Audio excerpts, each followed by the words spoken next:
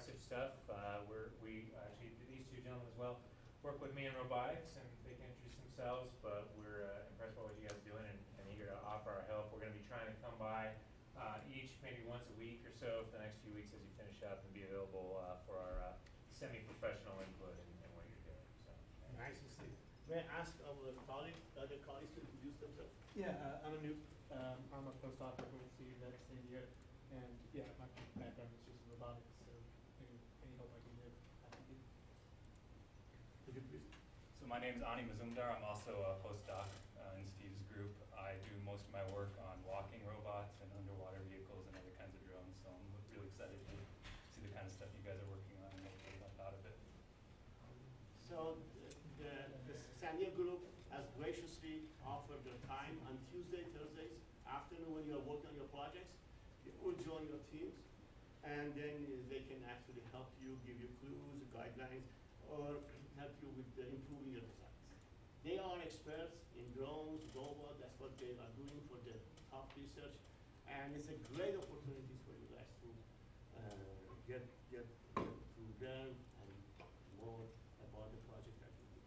And then one more thing, Anne, would you please also tell us you joined us? I'm Ann Valley from Turtle Mountain Community College. I'm the pre-engineering instructor there, along with the director of advanced manufacturing. So I'm part of this advanced manufacturing initiative. I have 4 students here representing Turtle Mountain Community College. Thanks, Anne. You're going to be with us next 3 weeks? Yep, I'll be with you the next 2.5 weeks now. 2.5 weeks. Yep. That's great. Okay, thank you. So Brandon, do we have the live stream? Yeah, we got it. Okay, nice. So the other colleges, they are actually, and AHEC, they're sitting and then receiving the live streaming of our meeting. Okay? So, Scott, anything that you want to add? No.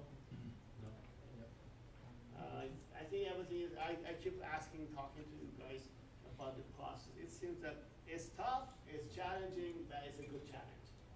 So you will be happy at the end that you make some good achievements here. So let's start with our, Wayne, anything that you want to add, Wayne? No, I heard most people hear me talk 2 times a week. So. Right, good, thank you. Tom, anything that you want to share? I don't think so. Okay. I want to see the rest of the presentation. That's right. That's great. So we're going to start with the team. I just call the team. So we go with the teams, 15 minutes, and then we go with the projects.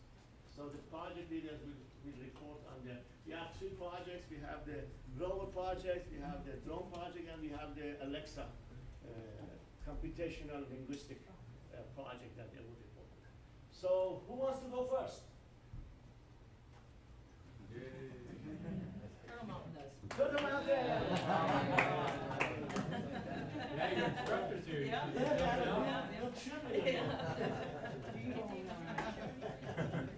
So we'll start with Turtle Mountain.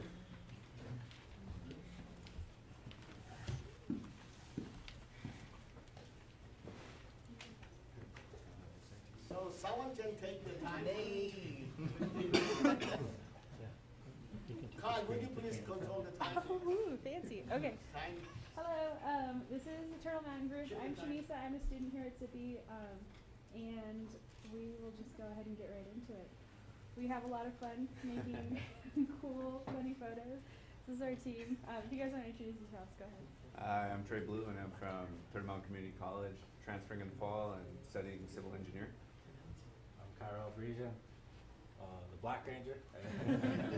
But I'm studying civil engineering, transferring to a 4-year, and pretty much it. I'm Anthony Horning. I am currently attending Belmont Community College and will be for the next year or so, and working on my pre-engineering degree.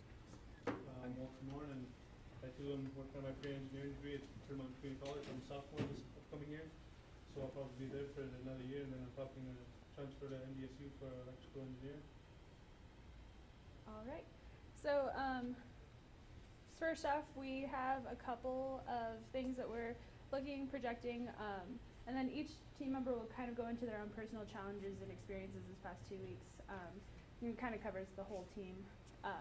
So on our rover, the team needs to finish programming. We just started that this week when Jonathan's class, and we also need to finish crimping and wiring our circuit boards and things like that. For the UAV, along with everybody else, we're kind of stalled out, but we're working on all of our landing gears. So Anthony has an example of one of the first prototypes we had for our landing gear. We've since adjusted the design a bit and come up with other designs that we're working on, keeping them in our pocket so that you guys can cheat. And we're going to keep working on those. And we sent some of them, I believe, to New Mexico Tech. We have Or you- Scott printing some at his lab back home. We do expect to get our first prototype from the printers he has Is it there possible to play that? sometime early next week. And when we get that, we can finish making any final touches and hopefully start actually producing them to be used for our drone. I'll be going there, so you'll have Monday. Okay. Good deal. All right. As well, we have Flight School Fridays in our team.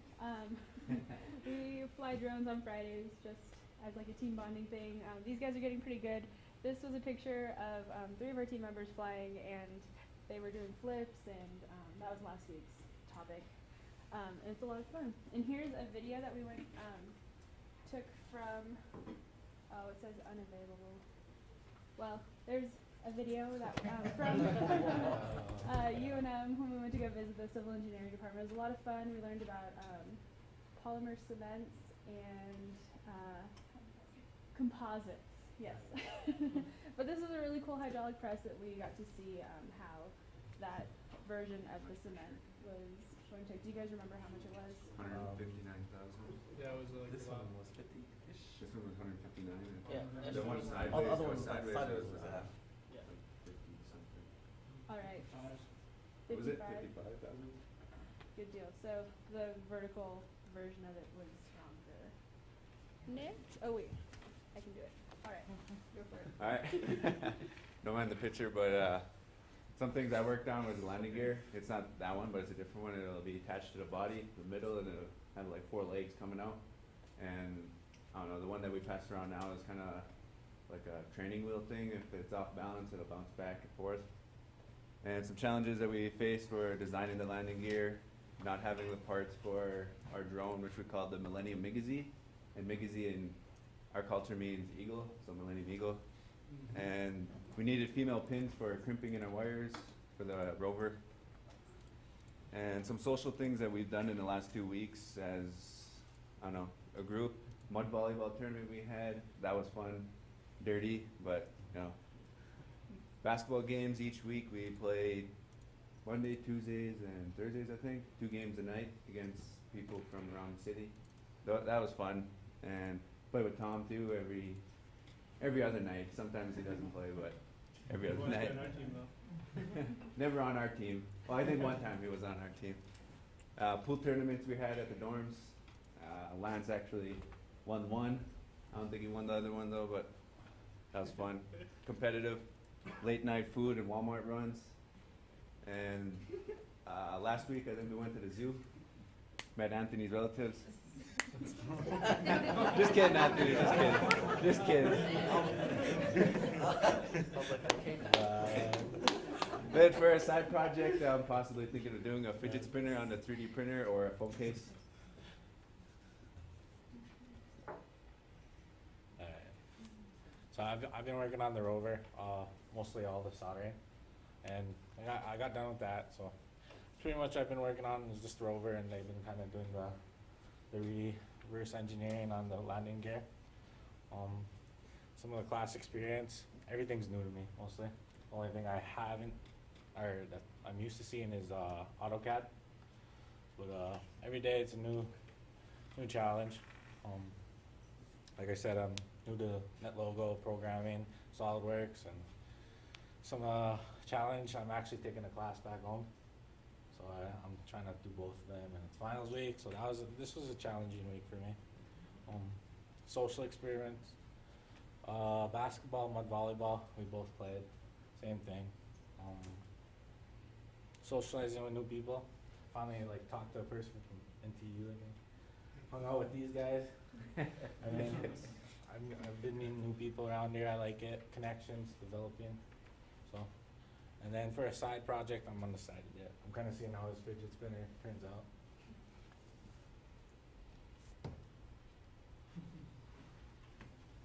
Oh, so I'm Walter, and like during our project, mostly I was doing like a lot of the crimping and the wire cutting. So I had to wait around for the crimper to come around. I had to measure everything, and I did a pretty good job, I think. Hopefully, it was inspected. So, and then I also helped reverse engineer the STL. Well, we have to do our own anyway, so I'm getting that one done. It's not all the way done yet, but hopefully this week it'll be done. And with the programming, it's a new thing that I'm learning, and with Wayne teaching, it's pretty simple. The net logo is really interesting to learn, but the C++, we just got introduced to that recently, and that looks really, really hard from my point of view. But so the net logo is really easy, but that one looks like I can't do that. Maybe, we'll see. And my side project is, if you want to pass those around, it's gonna be like a Rubik's Cube for like blind. So like instead of colors, you like feel different shapes on each side. Braille? Yeah. No, not Braille. It's like you know, instead of green, it'll have like a circle, and then like instead of color red, it'll have like a hole in there and stuff like that. You know, like different orientations of surfaces. So yeah, I'm gonna plan on if that works perfectly. I can already do a regular Rubik's Cube pretty well, so I'm gonna try to learn how to do it, you know, without looking, using the shapes and stuff. Yeah, and a lot of challenges I've had are mostly just been these guys trying to crimp and stuff. And socializing, yeah, we went to the zoo, and sometimes I like to be alone. Sounds kind of lonely, but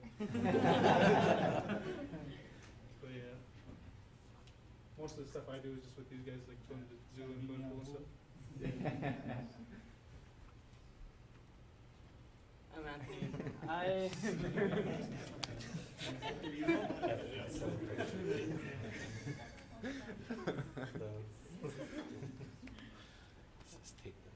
I'm currently working on a landing gear. I'm 2 prototypes in. We are waiting for the second prototype to come so we can come hand inspect it and look at it and see if we like it or if we need to do some more adjustments to it. This, like Trey said, it's more of a support for the arms and the original landing gears. We're trying to make more surface area to absorb the impact of the landing, so there's less chance of the PLA of the body breaking. The landing gear is going to be flexible, so that way if we do say lose contact from receiver from the transmitter to the drone, and if it comes down hard, I know just the other day, or just 2 weeks ago, at the starting of this second set of weeks, Brandon was out flying Jerry, which is the drone they made and that we're remaking, and for some odd reason it stopped receiving the information he was sending from the controller, so it came in, crashed, and we got to kind of dissect the body to see where it broke and where we would need supports at. My side project is a fidget spinner. I do have a picture of it down in the corner. I have to just wait to print it. I think I might have to rescale it too, still. There's plenty of challenges for all of us to face, and kind of glad that I have these boys to help me out through it. So. You're supposed to do this, Anthony. You're supposed to do that. Lively bunch. Are there any questions? Questions from the team? What type of material are you using for your landing gear? That's under a secret.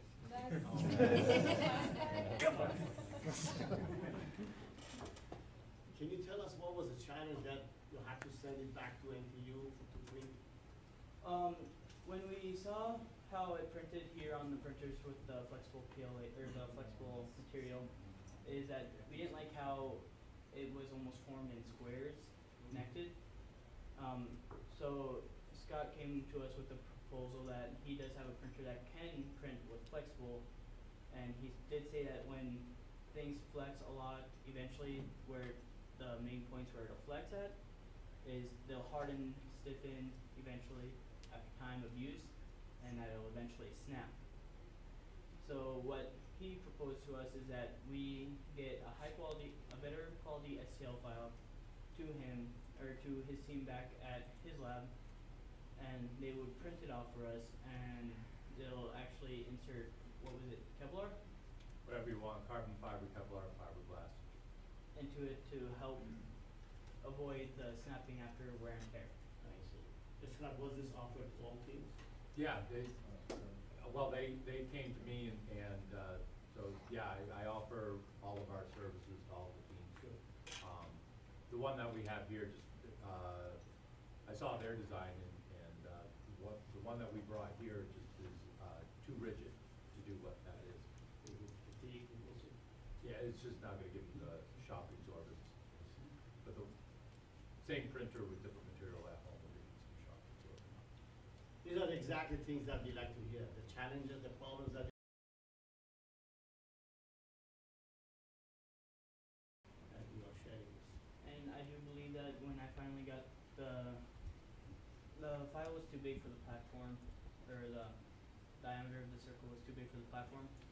So I had to downscale it, then resend it to him, but I did make 2 copies of it, one in STL and one in regular AutoCAD or SolidWorks that we use. So that way I can edit it and not have to worry about reverse engineering the STL file to make it editable for scaling.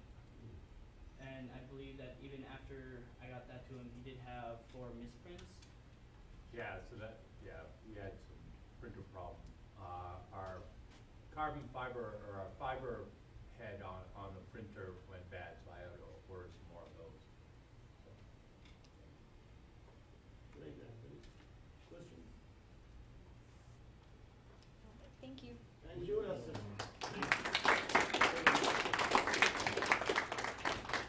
Who wants to be next? SKC?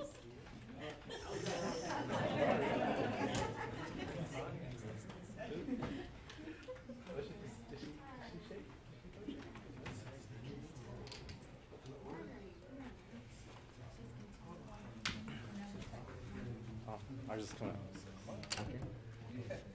NT1? Okay.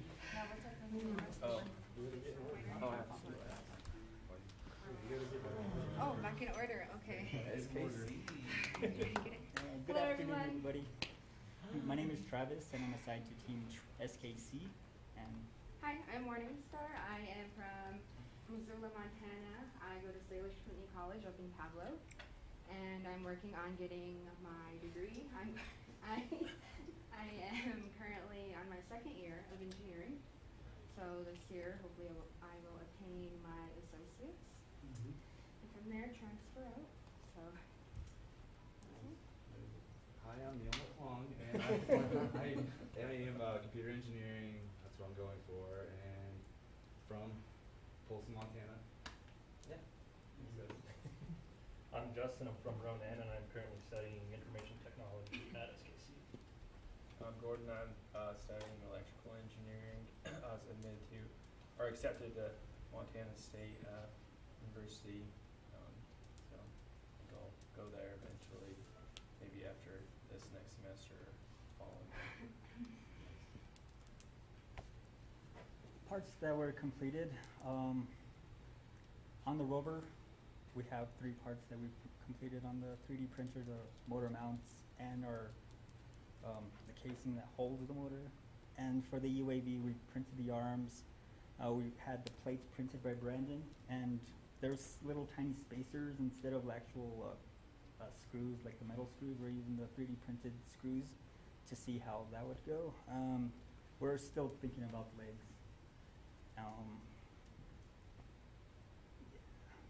And the struggle is real.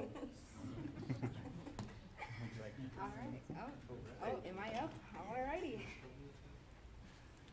So I guess my team, they took a team vote, and they wanted me to be the speaker on most of their behalf, even though I wasn't there to put my input in. Okay, well, we got the arms and the body printed. The thing that really held us up was, the shipping.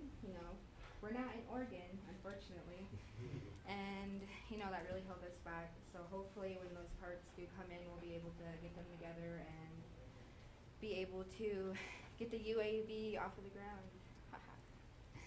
All right, and then we got a lot of the crimping done. Oh, Jonathan was here. Oh my goodness.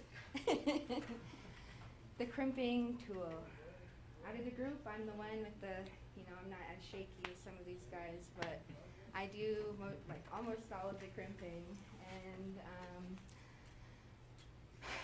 using a new crimping tool wasn't fun.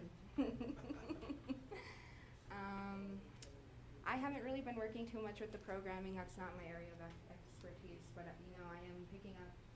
I'm learning more about C++ and Arduino, and for me that's a foreign language. I'm not really that tech savvy, so that's where they come into play. And yeah, once we figured out that our UAV parts were delayed, the team actually immediately went to the rover, decided to sit down together and figure out how to move forward with that. I think one more thing to add is just moving forward on the rover, we get to certain points where schematics will change as we're progressing to that point. I don't know if we're moving at like a fast speed or not, but sometimes we'll get to a point and wiring will change and everything will change, so we'll have to go back and try to adjust. So yeah, that's a huge problem. Some revisions were done. Just a little bit of labeling that was an issue, and they were addressed. And once those are addressed, the group gets them and they fix what the problem was. And here's a picture of all the parts that we've been printing. Our arms, the team went and added the little bolts to them for added security. Brandon printed our plates for us, and our motor housings and our motor mounts were printed in the 3D printers. Would you guys like to say anything about these? We just rotate and we check. And our Rovus components. Here we go. Alrighty.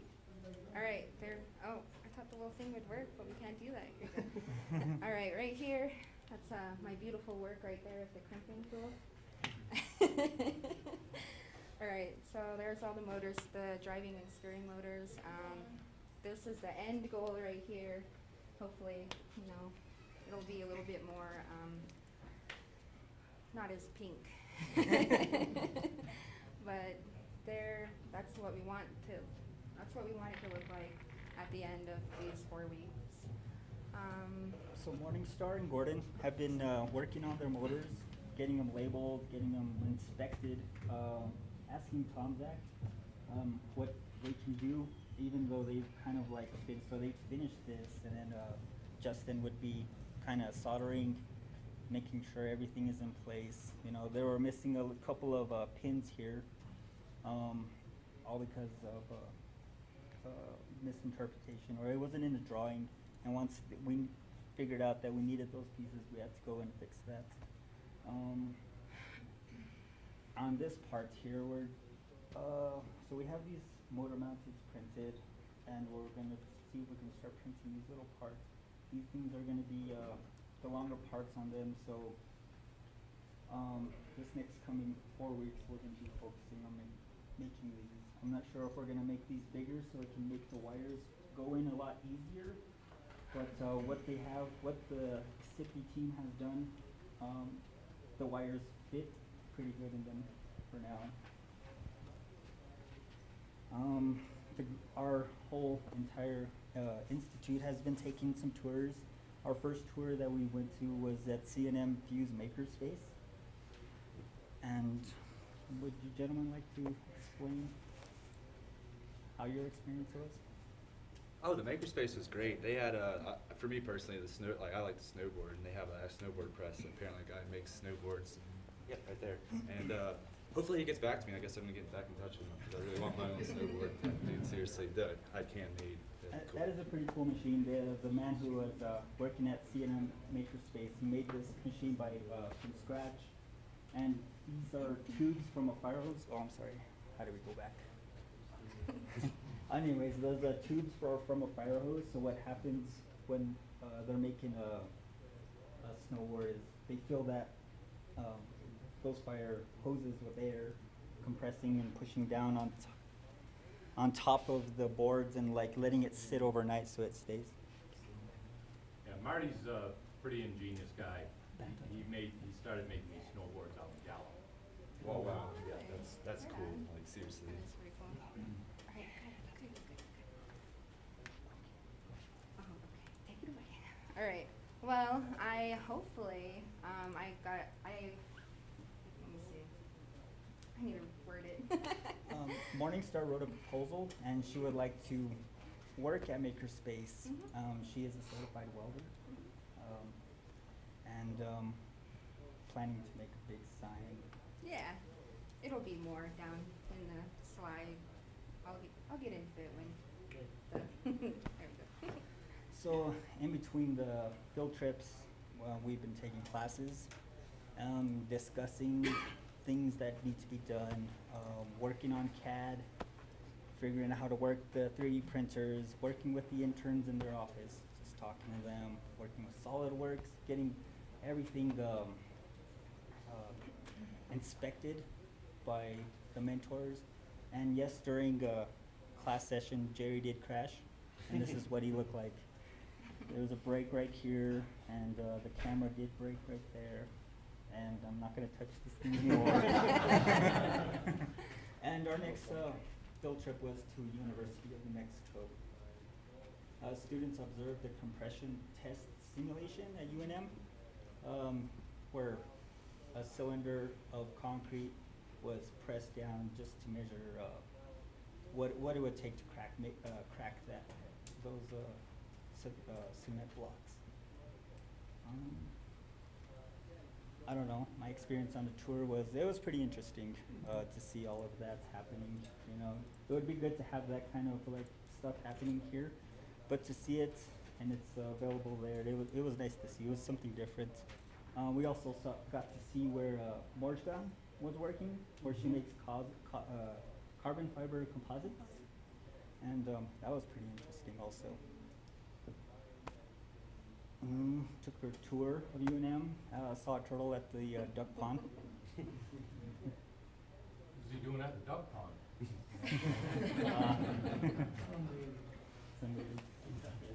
And a proposed project that SKC came up with was a robotic arm, and Neil is the front runner on that project. Yeah. That's the one I have back home. I've actually built one before, so what we're going to do is going to implement, that's kind of what our side project says, robotic arm. But yeah, we're going to put an arm on it and then use it to control it, be able to pick up rocks, and kind of like the Rove E on Mars does. But, have any ideas where this would be on the rover? Yeah, so that's one of the things as we were going over, Justin and I were trying to figure out where we're going to mount it. And we kind of had ideas where we're going to like roll it down using stepper motors. Yeah, we got really intricate with it. And it was like, let's, saying we got to manage our time wisely. So we're just going to end up actually mounting it at the base, and then. Yeah, like on the front plate, I'm going to design a platform for it to sit on, hopefully where it'll be able to reach the ground into the top of it. Or we're going to design like a little basket or something for it to drop things into. Yeah, like a little drop box. That is a really cool idea. All the prints all the components that are made in here, the gears and everything, Neil's printing them. Yeah, that's one thing is actually I never got the claws to work because the gears, our printer back home would not print the quality that needed the gears. So it was fully functional except for the claw, which is the whole point of having a robotic arm. This looks cool. But so yeah, printing them here, super nice quality. Printing them on the TCU Forge. Excuse me. Forge. Yeah, so that was pretty cool. And this is Neil working on the calculus. Our 2-week projection. We started programming yesterday on the rover, calculating the speeds and velocities of the motors. And so that part we're going to really be focusing on a lot this next coming weeks, seeing if how the motors function, what are the errors. The UAV, once the parts come in, we're hoping that it'll come in next week, and just get right on that and hopefully be flying. I'm gonna say this again, another 2 weeks. It's gonna fly one way or the other. One way or the other. We have to throw it like a boomerang. It's I going to definitely fly. see that there probably will be a lot of problems with wiring and testing it. Me and Neil have taken logic circuits, and a lot of what we do at SKC is with wiring. So I definitely see a lot of problems probably coming up that you wouldn't really think of. So He sees the problems, I see Hope- solutions. hopefully we problems can will first. finish it. But once finishing it, I think there'll probably be things that we don't even think of that will not run. Maybe like a motor won't run, or we won't have VCC strong connection to ground somewhere along the line, and cause a short somewhere. But yeah, hopefully. Here I am. Alrighty. So I wrote up a proposal. I barely got done with it, even though, it took me a week to get all of the budget and everything ready for that. But, I finally have a good idea of what I want to do. So here's my rough sketch of it. I'm pretty sure I spelled Chandeska wrong. Sorry, guys. But, so we have the first phase, which is going to be the first week, and time is of the essence. So I'm really hoping to get started right away on this project. I am more than excited about it. And so the first phase is obviously requiring the materials locally, familiarizing myself with the welding machines over there. It's been a good 2 years since I welded, so I need a little refresher. And as well as with the plasma cutter. So that's, if my proposal goes through, then next week I would like to start on that. The second phase, which will be 1 to 2 weeks. If I did it in 1 week, congrats, but if not, then 2 weeks at the most. I plan to work on the project. I'll be there. So they said they're open from, I think, 10 in the morning to 10 at night, something like that. And after I get done here for the day working with these guys, it would be nice to go and do my own thing and work on the project. I'm not sure if they wanted to help out with the project. I talked with them about it, and they're like, eh. Yeah, they're like, we'll worry about the robotic arm, but yeah, and weekly updates with Travis, of course, and Dr. Vitti. But the third phase, complete the sign, finishing touches, and present with the final presentation. So at the eighth week with our presentations for, I'm pretty sure we're supposed to have a sign done, right? Like a actual, poster, there you go. So I'd like to present that with our final presentations at the end of the 8th week. So that's what it looks like, and yep, I'm pretty sure, yep, that's it. Any questions? Any questions from our team? I can help you spell her name right. I might need that a little bit. C-A-N-K, and then desk with a head. Yeah, it's a silent H. Tricky one. Yeah, the The C opposite of sounds a like, silent H. yeah, it sounds like that. Yeah, no, It's dialects. Yeah, that looks like. Morning Star, Yes. does the sign fits on the rollways? Or is it bigger than? It's gonna be probably a lot bigger. It's gonna be about this big. So it's not made to put it No. on the roll? Not at all. Yeah, for our guests, we ask the students if they have a side project. They can write a 2-page proposal, and then we approve it and we fund it, and then so while they're waiting for the parts to be printed, they can work on their side project. And it's completely free. They come with their ideas. So this robotic arm is one of the side projects that I work. And also the sign that Morning Star is. So I still again, my offer is still open to on the table for anyone else that you have some ideas, you always wanted to build something, just write a 2-page proposal, and then we give you the resources to do your proposal. Very good. Questions? More questions from our team, SKC? Thank you. Thank you.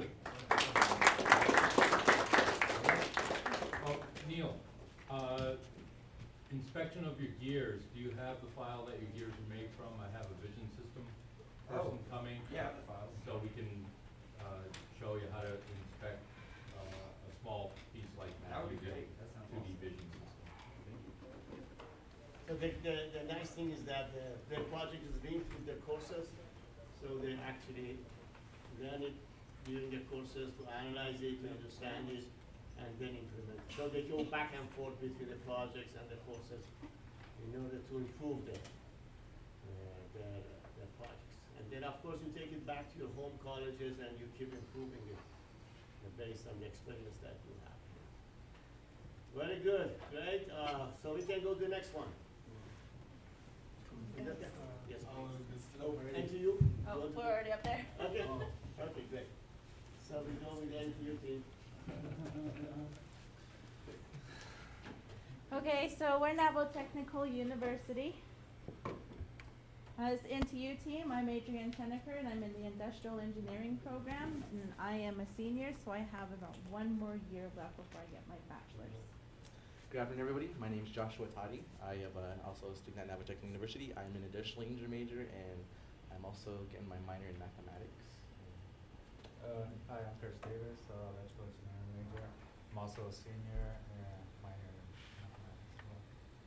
I am Roy Raphael. I'm in the electrical engineering program also.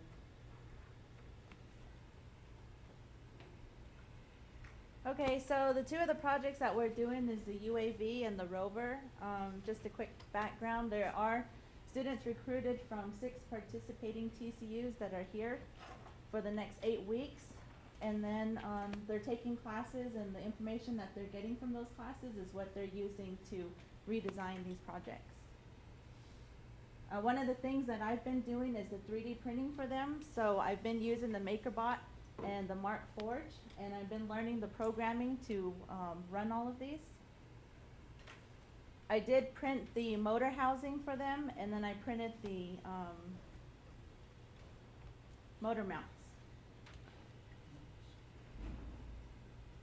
I've also printed the plates for them, and this one is with the Mark Forge, this is not with the MakerBot, and I printed a second one because I wanted to see the difference in the material and what the quality of them were. I don't know if you guys want to look at it. So I'll pass them around. You can see the gray one is with the MakerBot and the black one is with the Mark Forge. And then this is the design on the inside that it printed. This was the final product.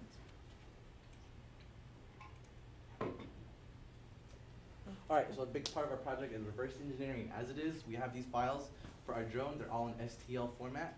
And what that means is they're just, it's made up of a bunch of little triangles, but unfortunately there is no dimensions, there's no measurements, it's just what the computer can read.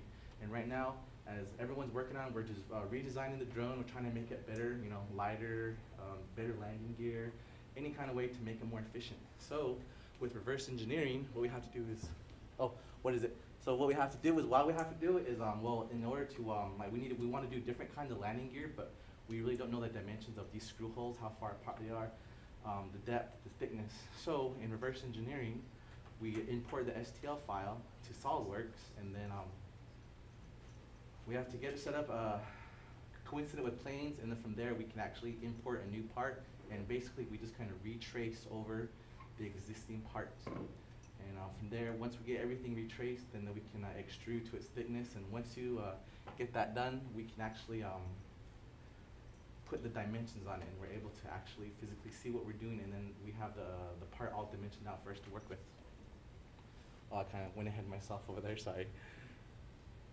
And the results are, like, as I just said, you know the dimensions and what we're working with.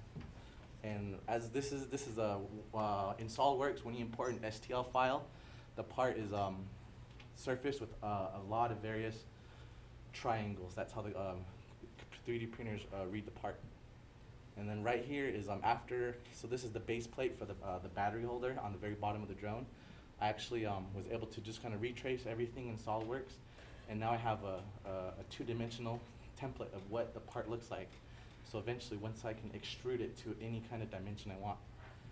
And now, this is now that I extruded it and put it in SolidWorks, now it has all the dimensions. I don't know if you can really see, but it has all the diameters, radius, how big everything is. So from this part, this is what we want.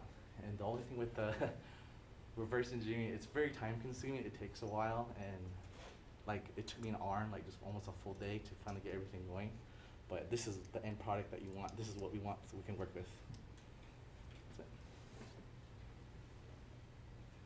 Oh, that's me soldering the proto shield for the mega Arduino board, and the motor shields.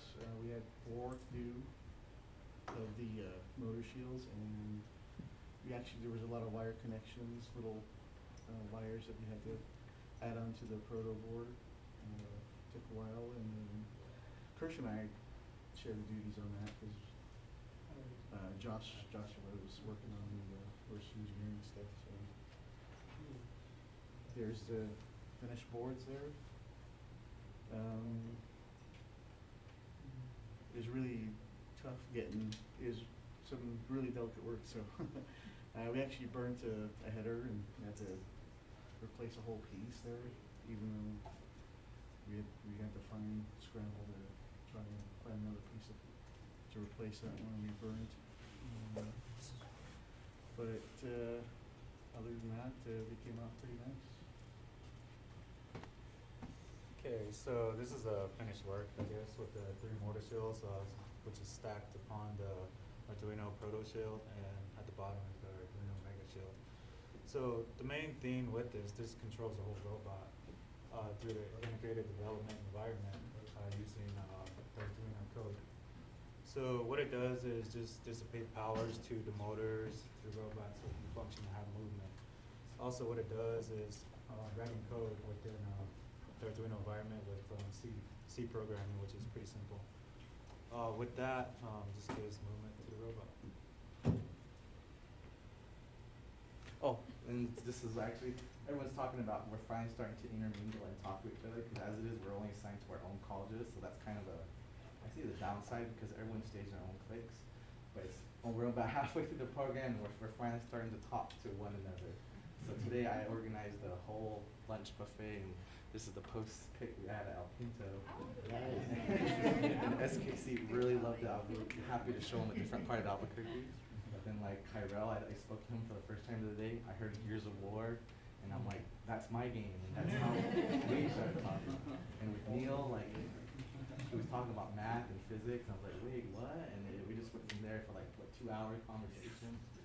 And then today, Travis, they were talking about Reddit, and I'm like, wait, what? You Reddit? Went from there. So there's this. I really wish that we can really talk more once a month, so that you quit being in your own cliques. But that's just hopefully that can change eventually.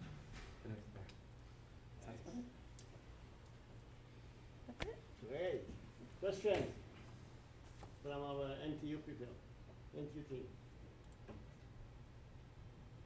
Yes. When you're printing the pieces with the filaments, Forge, and what was the other one? The McLaughlin. Okay, which one is printed? The real nice one, the black. That's the Mark Forge. That's the black one. Okay. How long did that print? That one printed, I think, only 2.5 hours. How long did that one print? The other one printed in about an hour and a half. So it took a little bit longer, but wasn't too much time. I thought they were going to take quite a while, but they didn't. And then also, well, with that Forge and the MakerBot, like with the parts now with the MakerBot, what we have, it's more rough, and it's more rigid, but it's also brittle, so it's more often to snap. So that we put our part in the Forge, and it's more stronger and lighter, but it actually bends more. And that's kind of something that we didn't foresee when we were engineering this part. So now we're like, well, maybe we can add some ribs in to make it less flexible and more stronger. And it's just things that in the engineering process when we're looking at the drone, we didn't think of until we actually printed the part. And I was told earlier by Scott, like, don't wait until your part is perfect. Whatever you have, just print it and then go from there. That's the best thing to do. That's what we do. Yeah. Questions? Very good. Let's thank.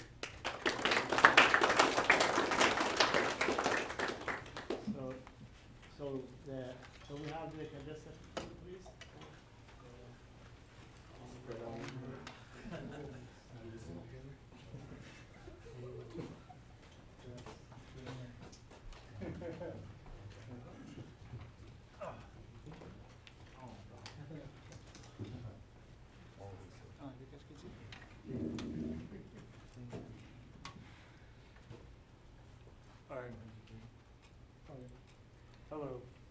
morning or afternoon. I'm Tons like Billy. I'm currently going to UAM, civil engineering, which is construction engineering. That's what I'm studying. And then I graduated here from SIPI back in 2015 for my associates of pre-engineering. So that's me. And I'm Navajo. I'm from Port Defiance, Arizona. So, yeah. My name is Dane Alapo. I'm going to Chandesca and Spirit Lake, North Dakota. I'm majoring in mechanical engineering, and I should be transferring to NDSU in the spring. My name is Lance Abraham. I'm from Spirit Lake, North Dakota. Go to Chandesca Chicana. Currently, I just graduated in May with my fine arts degree, and I'm going to Valley City State for art history and art education in the fall. Chad DeMars, I am also from Spirit Lake. I transferring to Mayo State in accounting, so, but just a little time here might change my major. My name is Ethan Howard. I'm attending Candesca College up in Fort Totten, and I am going for my associates in graphic design and hopefully to go on further for a 4-year college. Thanks. Yeah, so we're the team Candesca. I'm the team leader, and these are my team members. Okay. And then, let's see. Oh, there's a picture. Okay, never. I wish I had my TV like that. Change channels. Okay. Okay. Give you like a brief of, give you a heads up of our projects for the media, the one that came, and whoever haven't seen our projects or what's going to be out about this summer, is that we are building a Rove S and a UAV drone of the summer. So that's our project, and pretty much all the colleges are doing the same thing too. As you see, it's Rove S and UAV drone. That's like the Rove E, the JPL. Oh, Rove E, yeah. That's what we, okay. Okay.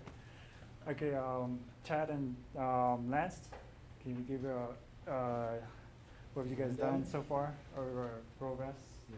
Well, we started out with all our wiring. You know, it was kind of hard, like figuring out the part numbers, being we're not engineering students and whatnot. But we caught on real quick, and we crimped a lot with the only crimper that we had for like the first 2 weeks, week and a half or whatnot. So all the teams would take turns with the crimper. There's a lot male and female crimps to do. And we got all our wiring done. We got all our motors put together. We got our Arduino stack going too. Got all of that done. That should be coming along this weekend with everything else. Worked all our, tested all our motors, made sure they all ran and everything.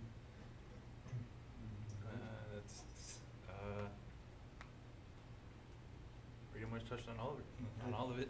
Well, I had trouble soldering. In the beginning, he was not really the best solderer. No, I wasn't. So we had to move. We had to put somebody else in charge of soldering, which Dane came along and kind of figured it out. Yeah. Cool. So these guys have different challenges on soldering and wiring and trying to put this together. So they always like help each other who can do what, and I'm watching them and see what they do and guiding them and see what I can help them work with troubles they have. So just to make sure they're doing it right. If they're not doing it right, we don't want to mess up at the continuous of the process of building the parts together. So that's most of what I do. And then this is the process of Rove S. So once they've finished the steering, the motor driver, putting the Arduino stack together and everything, then we can start 3D printing this Rove S, this piece. So once we're done with that, we can start printing the Rove S. I was gonna say something. Yeah, well, for the rover and the UAV, we just all found out what we were comfortable with. You know, what we were comfortable doing, like wiring or crimping or like stripping the wires and measuring, soldering. We just all, took our own little chances and figured out what we, felt comfortable doing. And for me, it was crimping and stripping, and Dane got the soldering down. And Chad was doing the other wires, and Ethan, you know, he was doing the little servo motors. So we just all figured out what we like to do, and we just went at it since we're all from different backgrounds and whatnot. And it was kind of challenging at first, but once we got the hang of it and all started getting together and start syncing with each other, it all came along nice. Yeah. Yeah. So once they got all the job, they can put it together and see how they put each piece together on the road rest. Where the motor goes, where the steering goes, where the wires go through. They'll review that and how to put it together. And then printed in landing gear. And then you want to talk about your new piece? We came up with the design. I asked Lance what he thought, and he sketched up something real nice, and I kind of just dimensioned it off the old leg. I'll pass it around. And I built it in SolidWorks. I kind of just measured it off the one we had in there already. Like there's an STL file, but it's kind of hard to like get measurements on there because it doesn't want you to get the exact measurements. Like you try to dimension, and it won't let you dimension. So I just did it physically on SolidWorks, and we're working on an arm right now, and I'm using Inventor to reverse engineer the arm. Kind of offset. The hard thing about it was when we got our folders in the beginning of the program, they gave us a little 6-inch wooden ruler from NASA, and that's what he used to actually scale down the leg and put it into. Yeah. You have to go on Google, you know, the inches to millimeters, you know, Get the conversions kind right. of technical with it. Yeah, I haven't worked with like 10,000, a hundredth of a wooden ruler. millimeter, yeah. First day of school. So yeah. But I'm using all three 3D things we got. I'm using AutoCAD to make my steering leg for my rover, and I'm using Inventor to reverse engineer a new arm. Like we gotta keep where the motor goes and where it mounts, but everything else we can make original, and that's what we're doing. We cut off as much weight as we can. We're gonna probably bow it out a little better, but we'll see which one of 3D programs is the best here so far. But that's all we got right now is the SolidWorks stuff, and then the STL file we already had. But we should have everything ready to go next week. Yeah. Print out all original stuff. Just waiting for the shipping to get here. Yes. So Everyone else. yeah, so it was a pretty nice print. He printed and designed it in SolidWorks. Now we just need 3D print more, more pieces. It kind of seems off center, but that one lip is what goes to the faces towards the arm, towards the base of the drone.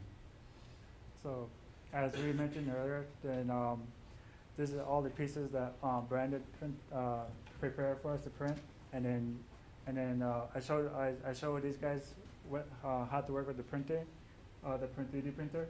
So we printed these two pieces, and then they got the use of how to print, what buttons push on the 3D printer, how does it work, where do you put the files in the MakerBot, how you start the printing. It's very. And the good thing about it is those are our school colors. They came right in handy with our logo and whatnot. Yeah. So I was trying to prepare them how to print parts and how to put supports in there, and trying to teach them, or either Brandon or somebody that can give it an idea of how to put supports and make sure it came out right. And this is so far we got the UV drone parts pieces together. Challenging in the future. Okay, UAV drone. Looks easy. Look, when you see it in the air, it looks fun to watch it flying around. But when you control it, it's not so easy, right? It's very sensitive. Very sensitive. It's I crashed one of the Jerry in the tree. It wasn't so pleasant to see. I could have saved it, but it was so far away. I was an athlete, so I could have, I don't know, jumped 50 feet or something. But what I wanted you guys to do is practice flying the small indestructible UAV drones, the small ones, before once they build it, put it together, and want them to get experience how to fly it, because I don't want to have them crash it, break, and then reprint it. I want them to make sure they can master flying and land it safely. Because these pieces those parts are kind of pricey, but reprint it takes a couple of hours to print, so that's why I make sure to have them get experience before they fly. So they're little small UV drones. And then, so printing all the ROVS parts. So we watching the ROVS, printing the motor gears, the covers, the arms. So we'll be doing that hopefully next week. Yeah, so I think we'll be doing it next week, or maybe less than 4 weeks. And then building the UAV drone once we get all the parts together. And then all the shipments coming in, we're ready for it. These guys are probably ready for it. They wanna build it so badly. They wanna build it so badly and fly it. Yeah. And then the printer parts and building the product should be hopefully finished in about 4 weeks. So the first thing I want them to take home is UAV drone first. UAV drone. I want them to show them the colleges, what they made and stuff.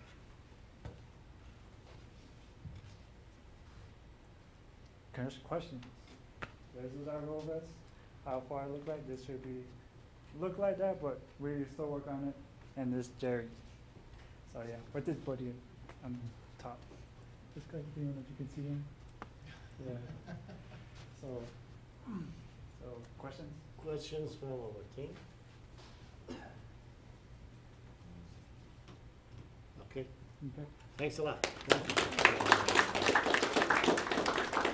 So I think we agreed that we will use the top PLA. We print all the parts by top PLA unless Scott has another idea.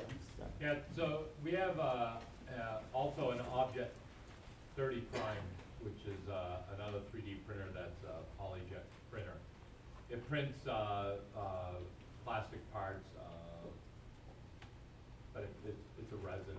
And you can go on and kind of look at those, that material and see if that's something that you want to do as well. It's very high quality parts. And we got to run our material. Our material is quickly becoming expired. So there's an expiration date for our materials. So we can run that for anything that you need high quality parts. It's a physical, you gotta remove the support material physically, but it's kind of like wash away. So it's a different kind of process. Scott, can they paint their school colors later at the end? Yeah.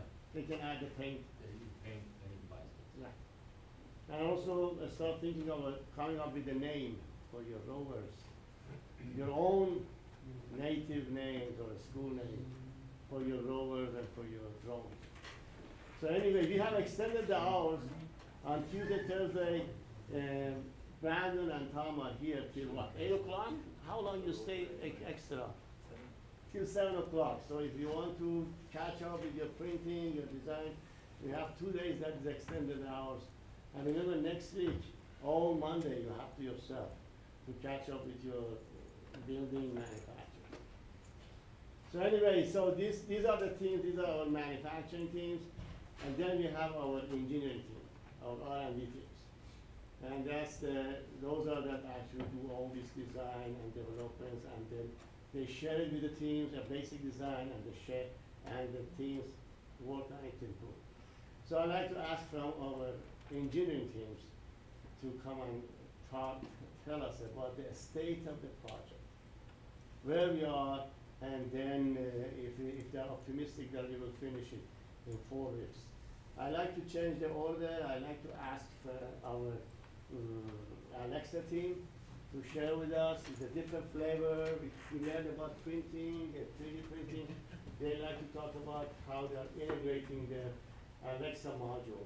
Yeah. Let me just add one more Go thing. ahead. I'm here Monday morning still, so if you need help with any of your CAD work or SolidWorks design, I'm here. Use Monday, the whole Monday, as your own planning schedule. That is a great time for you to catch up. Because then starting Tuesday to Friday, it will be bang, different workshops, and you will go. So they are the Tom and Eric are our team for the Alexa integration that they are going to share with you their progress.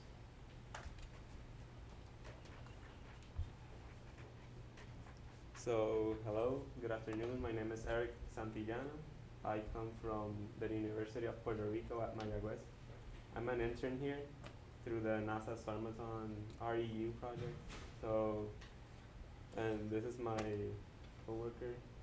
Yeah, so I'm Tom Grzybowski, retired Intel engineer, okay, that basically been working in a lot of outreach, and this is clearly a very interesting outreach.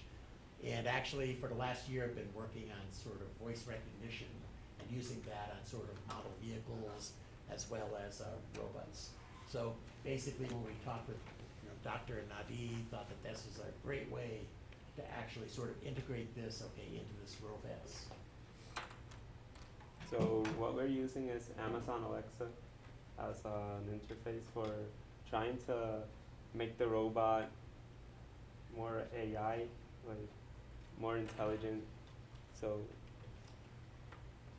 the first phase of the project was the nav car, which basically Tom did a very good job. He can explain more about it. Yeah, so basically NavCar was really our really first attempt at sort of voice recognition.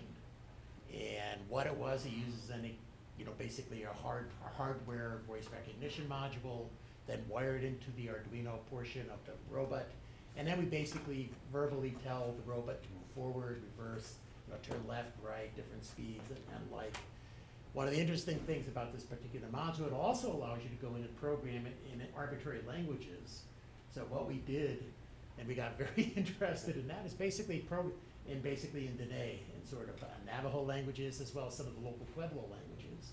So we could actually respond to, and we've taken it to schools as part of fairs and things like that, and had students basically just sort of have this thing go forwards and backwards, okay, in their own native commands. And that was really the first part. Now the key is trying to get that all integrated into the RoVS. And so we're still sort of working that because we have a RoVS that's all going to be a ROS-based operating system compared with our Arduino and C++ software that we used in NavCar. And we're also, the next step is then to use Alexa, because again, this hardware voice recognition really is only individual words. We wanted to get sort of actual conversations in there. And that's where Alexa comes in, and that's where sort of Miguel and Eric have really been sort of the key people on that. So Miguel, if you want to go through that. I've been working on Alexa for the past week and a half or so. So like Alexa works with skills. They call it skills. So you can call it like a function if you're thinking about like another programming language. So each skill can execute different commands that you want.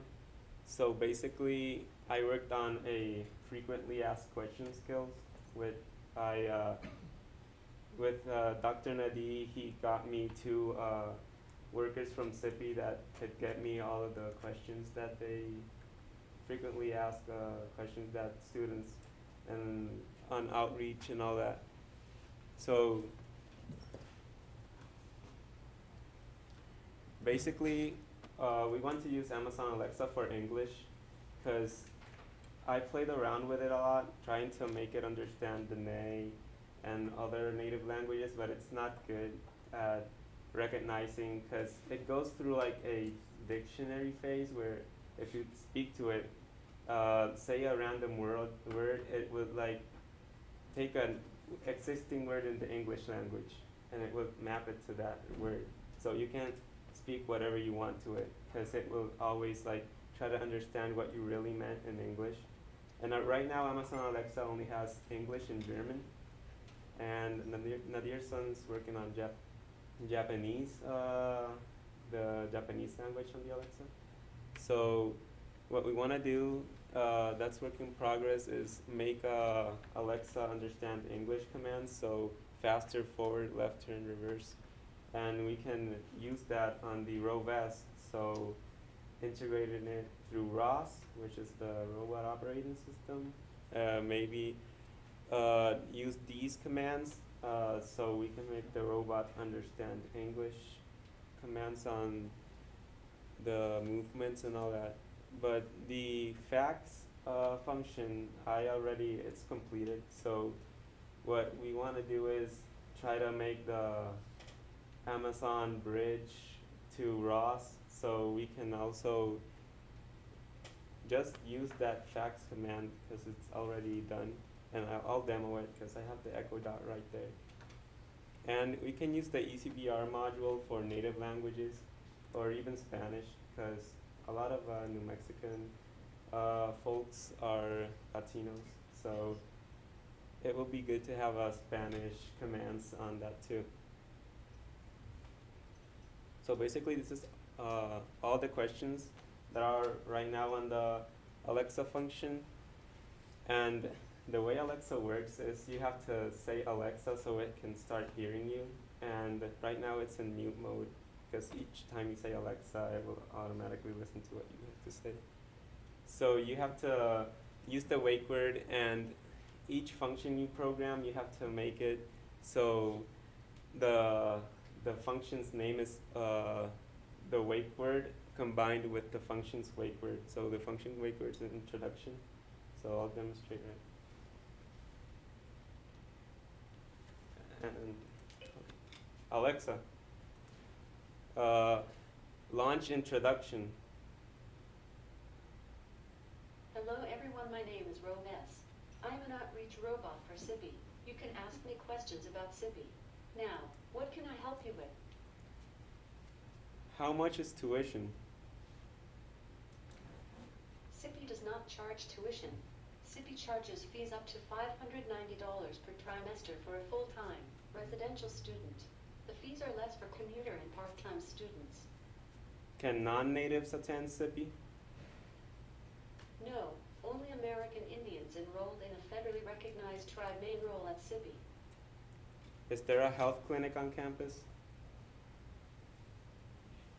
No. Students will need to seek medical services through Indian Health Services, IHS, or their own private insurance provider. Stop. Goodbye. So let me mute it. If I say Alexa, it will stop. So basically, all these questions are into that skill. So, and the introduction says, "Hi, I'm Roves." So I'm like, imagine like this is attached to the Roves, and the Roves just talks to you. So if one of you guys like over there want to test it out, because it has like a 40 feet radius, you can call it. So basically just say Alexa launch introduction, and you can ask any of these questions. So who wants to? Need one volunteer. Yeah. Emery, Emery's getting nominated. I need a female voice on the tryout. Oh, right there. Actually, that would be good too. Alexa? No, just Okay, let me unmute it. So just say Alexa launch introduction, and like say any of these questions. Alexa, launch introduction. Hello everyone, my name is Roves. I'm an outreach robot for SIPI. You can ask me questions about SIPI. Now, what can I help you with? Do I really have to take math? Yes. College level math course. The math course or courses required depends on your chosen major. Can I bring my own vehicle? Yes. Students will have to register their vehicle with the security office. Do you have family housing? SIPI does not provide family housing. Dorms for single men and women are available. Is there a curfew at your dorm? There is no curfew. Once the dorm's main doors are locked, students must have their key card to re-enter. So stop. I'm sorry. I currently do not know that recipe. Stop. So basically. Goodbye. Okay. So that's basically the whole skill, and basically there's like no limit to how many questions you can give it. So right now, with the current questions, the file is 149 kilobytes because it's all on the server, Amazon server. So it can be up to 10 megabytes, and it has all these questions, so you can keep putting. I've seen like some examples who have like 1,500 questions. So you can basically. So can you train her to do the language then, after that? Like how you did this, will you be able to do the language that way then? The native language? Yes, the native language. Yeah, so Oh, right, yeah. yeah, so right now we've actually spent a couple of days trying to fool and trick the front end of Amazon, and it's It's not. yeah. Okay. And they basically won't work with us to help hack their front end. Oh. But, and I guess that's what's sort of nice about Amazon. If you take a look at, let's say, the hardware, let's say EasyVR, you basically, you know, tell it to go forwards or reverse, you know, sort of single word or short phrases. Whereas Amazon actually, now you're talking about almost conversations. Okay, so it's very sort of humanistic, a lot more humanistic than sort of a hardware solution for this. Yeah, and basically, right now, it has support for JavaScript and Python. So this is done in JavaScript. But what we're trying to do is use a skill that basically you can import a ROS library. So you can use what's called a ROS bridge.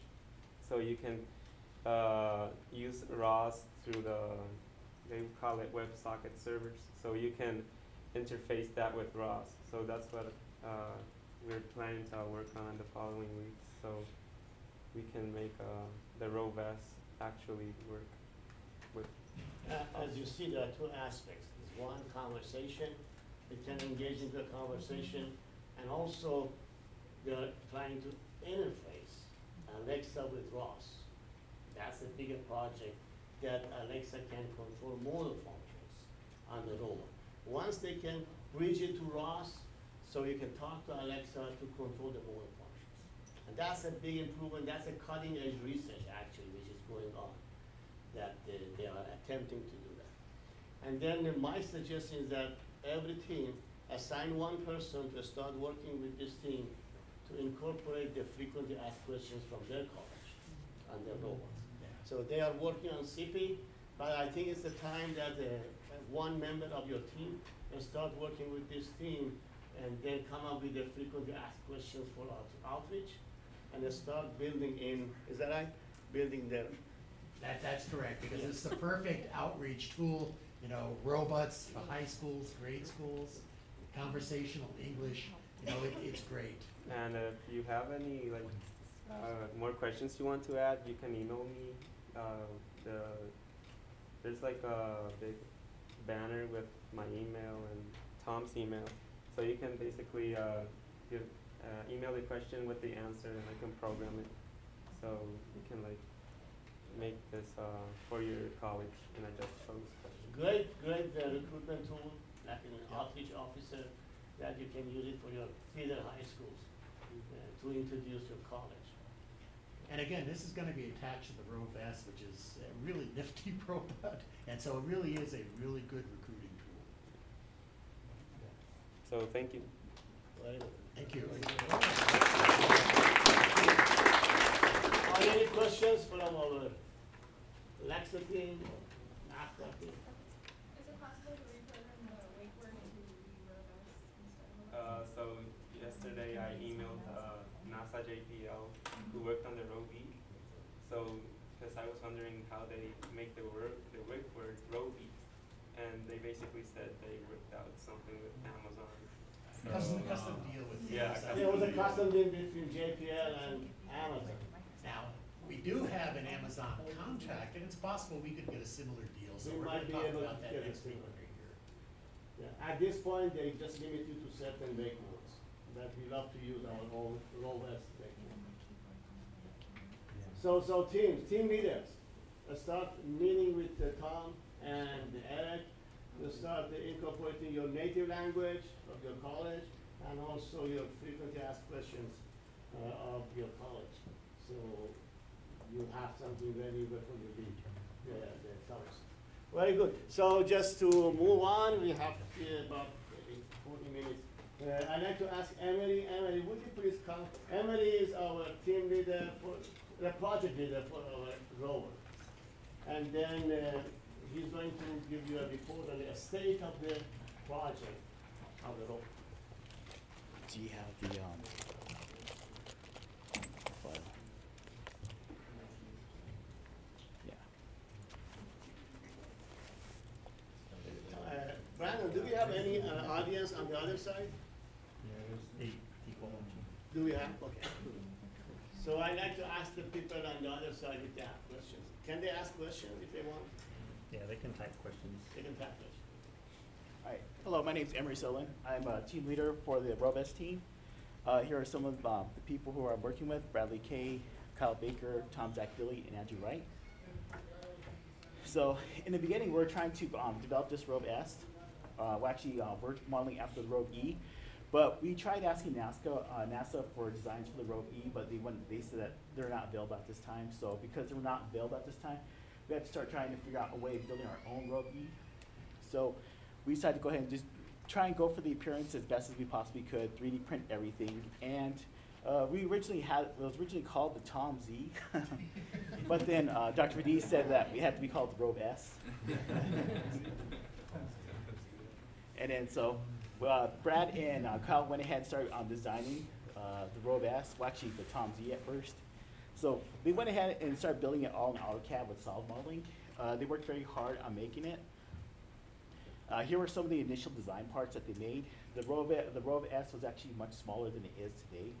They were originally going to have some plastic wheels. We had some problems with the initial printing too, and the box is a lot smaller. But from these initial tests, we decided to go ahead and carry on. From those, we decided to build the parts a lot stronger, got the slightly better designs from the original. We're actually, right here is when we're printing it, we're starting to put it together, and we're starting to form it. The box is right here. Actually, I'll talk about that later. So after we printed it, we start running into a lot of problems. It mainly had to do with back ordering. We'd order some parts, they weren't available at the time. It took a while for them to get to us. One of the problems was that the motor housing. So with the motor housing, we went, Kyle went ahead and designed the recess inside the motor housing to the specifications that were listed on the website. But of course, that was, when we finally got the motors, it was incorrect. So Kyle went ahead and had to modify it so that the wheel encoder on the back of the motor would clear the housing inside, and plus these recesses were off too. And so everything seemed to be working smoothly. We're like, okay, everything's going good. But then we decided to change from the plastic wheels to a tire. So with the initial design, it wouldn't, the tire wouldn't clear this little piece up here, which I believe Adrian called the motor mount. So it wouldn't clear the motor mount. So Kyle again had to redesign it, push it over so then it would start clearing the motor mount. And then from there, we also had problems with the steering. On top of the Rove S, there's a steering controller. Without there, we had initial problems. Over here, the mandrel wouldn't fit inside. Also, this part wasn't high enough to hit the limit switches. And we're also having problems with getting the screws in for disassembly and reassembly. And we end up, Kyle ended up recorrecting all those and putting it into this one nice 3D print up here. And if you're wondering about the steering and the limit switches, right here, it's a flat surface. Over here, it's been raised up a little bit. It's raised up a little bit because we have these limit switches, so as it's turning, if the gear turns too much, there's a cutoff limit switch, so it'll break the circuit, and that's what we're doing just in case. If the motor keeps turning for some bizarre reason, we don't want it to start grinding up the gears inside the motor or ripping apart the 3D print. And then from there, we did more 3D corrections. The original box was a little too small, so what happened is that Kyle went ahead and measured out the platforms on the 3D MakerBot, so that he made this mock-up right here of the box. So what he did is that he utilized as much surface as he possibly could on the MakerBot, so that he can make this box down here, which is pretty nice because I didn't anticipate that. I just thought start printing it and you get whatever you get. And then we started assembling it right here. Kyle, I believe, spent like, about a week assembling this thing. And there are so many screws, so many nuts on there. It took a long time to assemble it. And then he also made up this beautiful 3D print time right here. With this right here, it gives you estimations on how long it'll print. He estimated on 4 MakerBots, it'll take 1 week to print one. But if you're just using 1 MakerBot, it'll take 4 weeks to print. So there's still enough time for everyone to finish printing their MakerBots in time. And then documentation. While Kyle and Brad were busy making solid modeling and 3D printing, Jonathan, Tom, Andrew started building the ISO diagrams. And then so with the ISO diagrams, we're originally thinking about just doing traditional wiregram. We decided to go ahead and go with ISO since since Jonathan has worked in industry for a very long time, he thought we should just go ahead and do ISO diagrams. I backed his decision, and we started making these ISO diagrams down here. So what we do is that we draw the diagram, and then from there, Andrew, Tom, or Brad would go ahead and convert it over to an AutoCAD drawing. And then from there, we'd make it into PDFs. So right here are some of right there's an example of one of the ones that we're making, and then right here is some of the ones that have already been made. This is actually incomplete because it's missing the revisions, it's also missing the part numbers and other stuff. But all that was given to one of us. We corrected it. Basically, I wish I'd taken a picture of all the red marks, because a lot of them, it looked like the paper was bleeding with all the corrections that they had to remake. And then installing the software. This is one of my tasks. So we had these Intel NUCs and these batteries. We had to make sure that they were compatible. And then we had to start loading them up with all the software. We had to install Ubuntu. We had to install the Arduino IDE. We had to install the Arduino to ROS libraries. That took a while to figure out. We had to get permissions so that the Arduino, ROS would talk to Arduino, because they just won't do it. And then right here, I went ahead and let Andrew go ahead and install one complete system. And when he did that, right here is the very first publisher that Andrew created.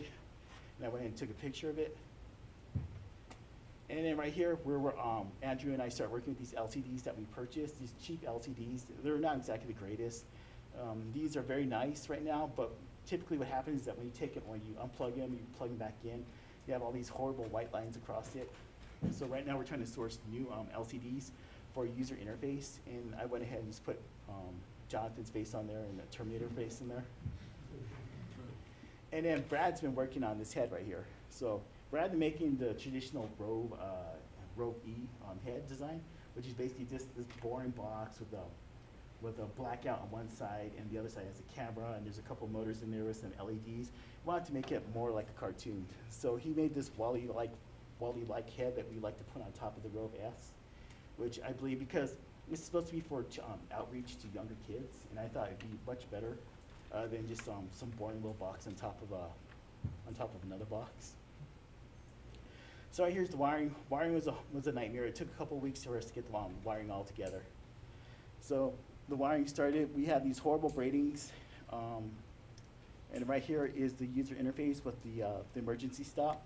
So if something bad does happen, we just slam down on that button, everything turns off. And right here is a more completed version of the Rove S. And right here is the parts right now. So we have the Rove S, we have the head right there, we have Brad in the background, and that's it. Thanks a lot. Thank you.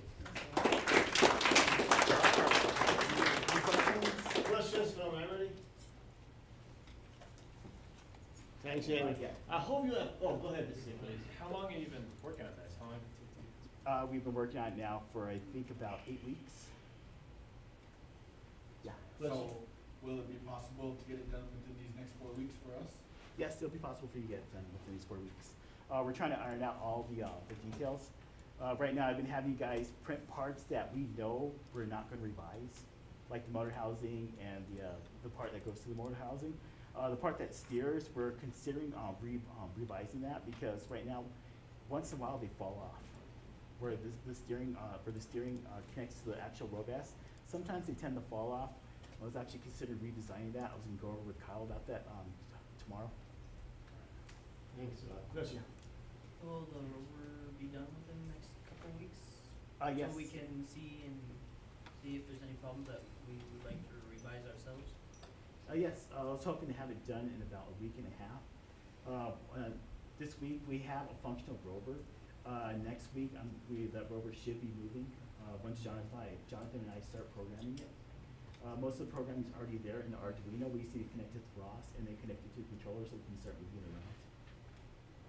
Questions? Thanks, everybody. Thank you.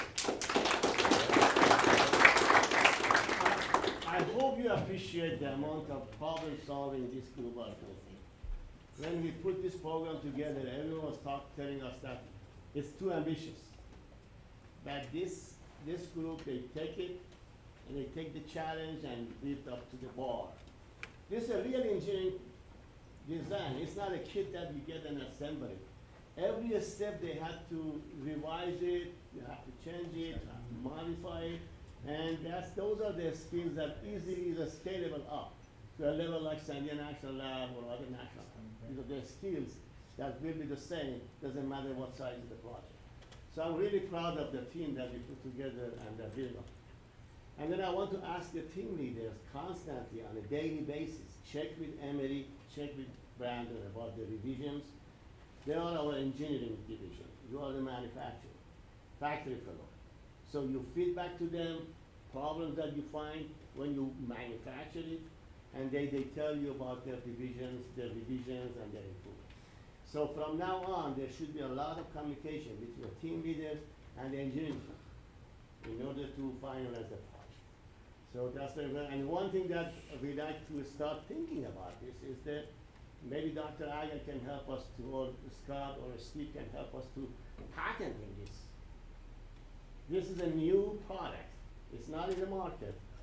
So we need to start thinking about and getting help from people like Steve, like Dr. Aga too, and what it takes for us to document it and patent it like as a toy or as some sort of educational robot, that we might be able to manufacture it, right? And get a patent and then hit the market in Christmas, huh? This is really a very ingenious design, okay? With the Alexa added to that. So teams that start thinking about how we can actually come up with a patent that we can benefit from. Okay, that's the next step. So the last group that I'd like to ask, Brandon, can you give us an update on the drone project?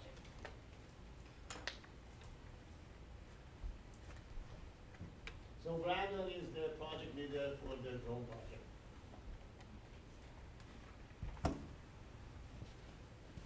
Hello guys. So I just got a quick update on this. So it's not as in-depth as Emery's presentation, just because you guys already know the drone and you know what it can do. This is just kind of an update on telling us what's happening. So the parts were shipped to Portland, Oregon by mistake, and we're supposed to go pick them up. Which Dr. Vadi said no for some reason. So the good news is that we should start getting parts by tomorrow because we made a new order with Amazon. So they'll start arriving tomorrow. More should come on Monday.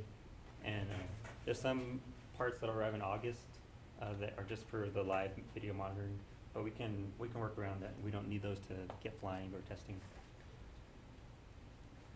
So I came up with some test criteria for you guys for your competition that you guys have been enrolled in. So the criteria are basic flight capability, just can it fly and take off without catching on fire or flipping over. So the autopilot capabilities are also under the basic flight capabilities, just because that's the whole purpose of the project. It has to be able to use the GPS to navigate. So it needs to hover, navigate to waypoints, and be able to auto land. The build quality is really important. A lot of the sensors on the autopilot module are sensitive to vibrations. So vibrations are going to be, vibration damping is one of the most critical parts of the drone. That'll affect the video as well. So like you'll have a shaky video if you don't have your vibrations dampened. And we can easily test the vibration dampening because the autopilot stores a log that'll show a graph of the vibrations over time. The weight will directly affect the flight time. So we'll have to weigh each one of your drones, and based on the material you use, they're all going to weigh different. The Jerry was just a prototype. I've actually ordered some beefier parts for your drones. The main one is the battery. It's got a higher voltage battery, so the motors will be able to take off much easier than they can currently. And I threw visibility on there just because I know some of you are using the gray tough PLA. So we'll want to be able to see it while it's flying, especially if you're doing manual flight, because you want to be able to orientate when it's far away. Like Jerry has blue and white arms, which you can see from quite a distance, so you can tell which way he's facing. The fail-safe capability. So we want to make sure that when it fails, because they are going to fail, I guarantee it, that the battery load failsafe is either land or return to home. So we probably want to land when the battery's low, just because you don't want to have to return home and then the battery dies. The other two failsafe conditions are a signal loss from the transmitter controller and the ground station signal loss. So those ones, as long as the battery is still at a good level, it can return to home. And just some advanced testing criteria. Photo stitching, like after you do your survey, using software to stitch the photos together. So auto surveying, which will require it to take off, survey and auto land autonomously. So it can do all those. So it'll take off, fly around, take some pictures, and then it'll come back and land. And that's the ultimate goal of the project, is so you can just set a path and it'll take pictures and do everything autonomously. Okay, so any questions? Questions from you, everything? Great. Very good. Thank you.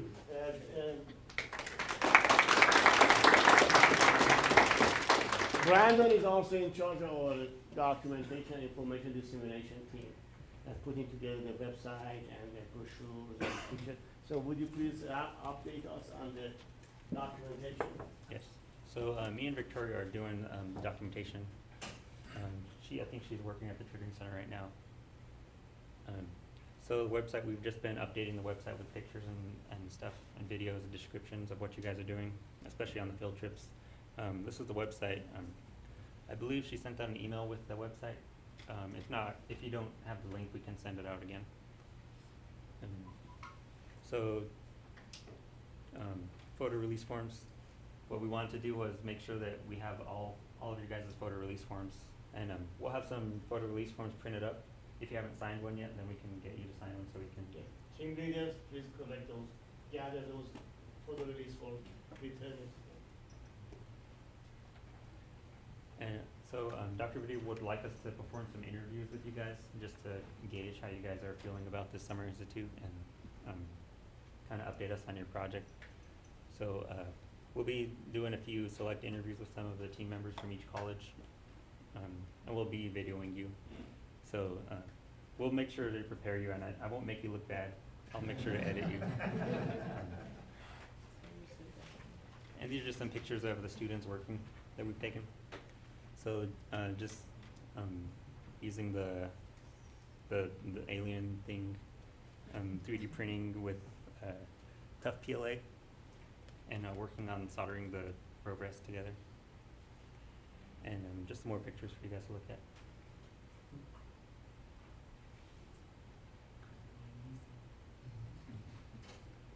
Yeah, so that's kind of what it's going to look like. It's very colorful. Thank you, sir.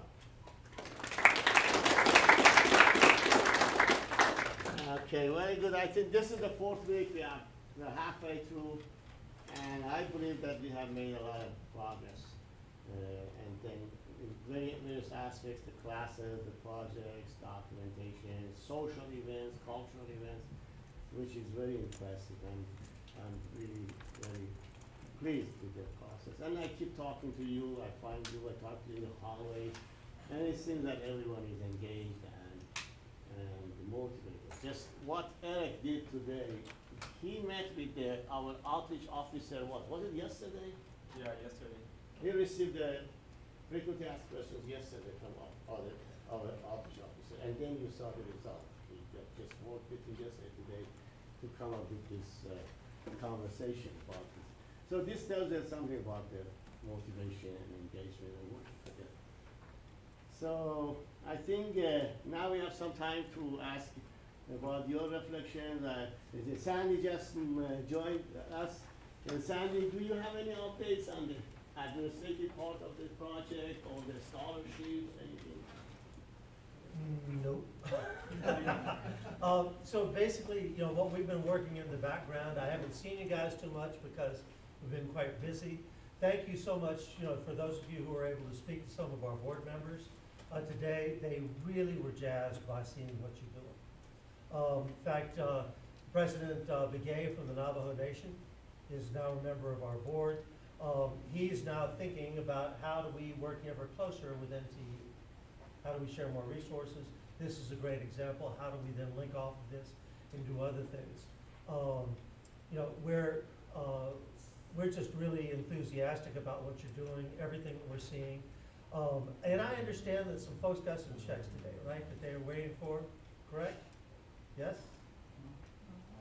So didn't those checks get brought over? Because we got them and I said, bring them right over for you. I have them over here. Okay, they're right there, the checks are right there. So we have those, so what we'll do is I will then be back in touch with them and say, let's get this taken care of a little faster. Okay, instead of slow boat. At any rate, what we're doing is working in the background, trying to make sure you have everything. I think we've gotten now most everything ordered. There are a couple things which are on back order, but we should have most everything in by early next week. We really appreciate that, Sandy, you and Tony are staying on top of that. Yeah. And getting reports to us.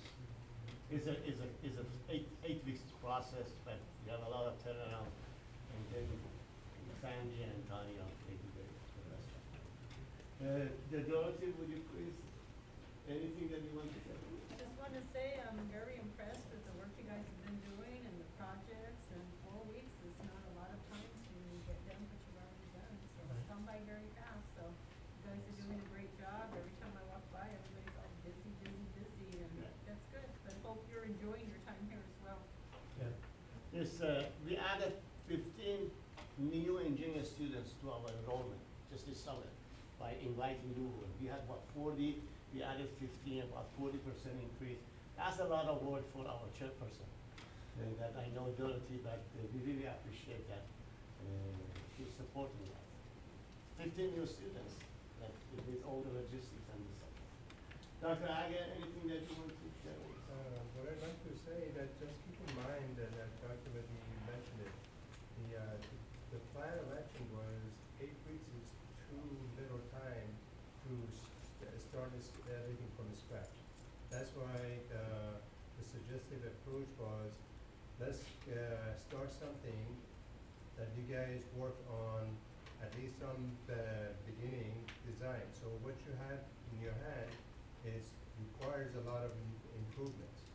So it's not, I would not take the design that is going to come to your hand, whether rover or drones. Both of them would be, easily you guys can add a lot of to it as far as improvements. So keep in mind that, like the landing design that you guys are working on, that's a good one. I already see that you guys in the right directions. So as even the rovers, the Clyde and this group, Emory, they have done a great job of the base design. But that design also, honestly, when you look at it, look at the functionality can be improved upon. So think of improvement. Because when you go in industry, believe it or not, exactly what you guys exposed this summer.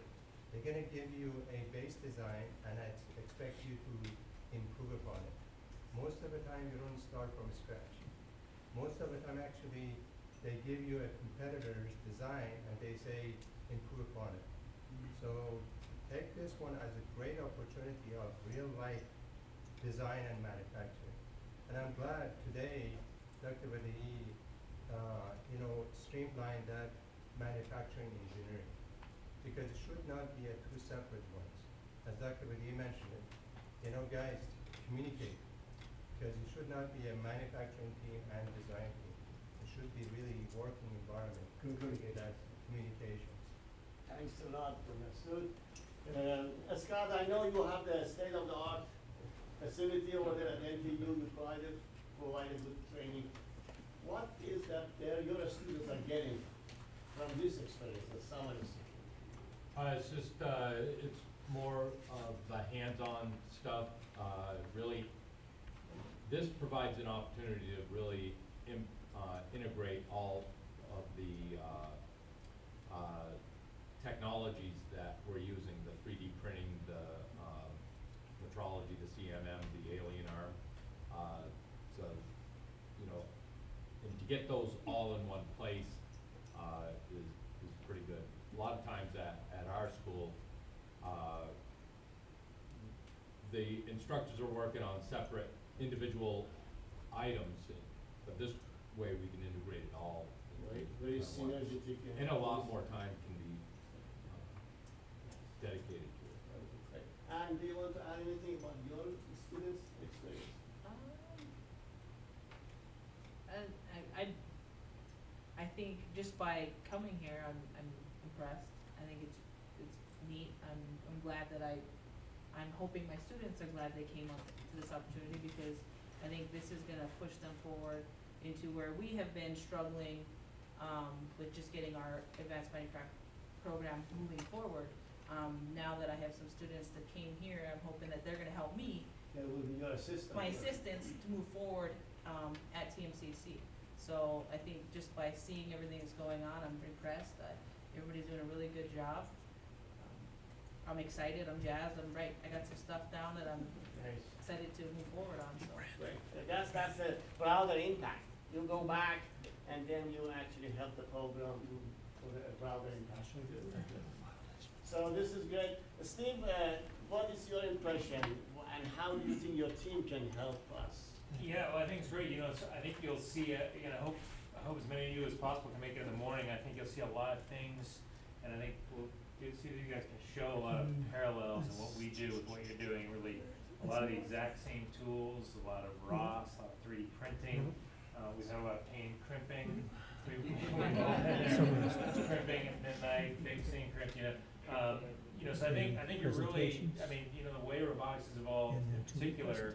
For us doing research, you guys are really working the same stuff. So I think you'll see a lot of similarities, and for that reason, I think these guys in particular can provide a lot of detailed help.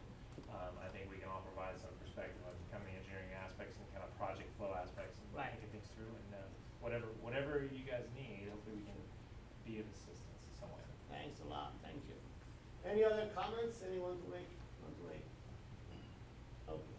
No, Yeah, go ahead. Now keep in mind, guys, think of this one as you carry the ball 100 yards. It's a football. Think of it as a football, right?